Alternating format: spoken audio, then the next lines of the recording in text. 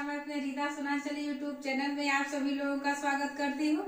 दोस्तों, मैं आज आप लोगों को एक गाली गीत सुनाने जा रही हूँ। उम्मीद है कि आपको जरूर पसंद आएगा। अच्छा लगे तो हमारे इस वीडियो को लाइक करें और हमारे चैनल को जरूर सब्सक्राइब करें, बेल आइकन दबाएं ताकि हम जो भी वीडियो अपलोड करें आपको सबसे पहले मिल सके।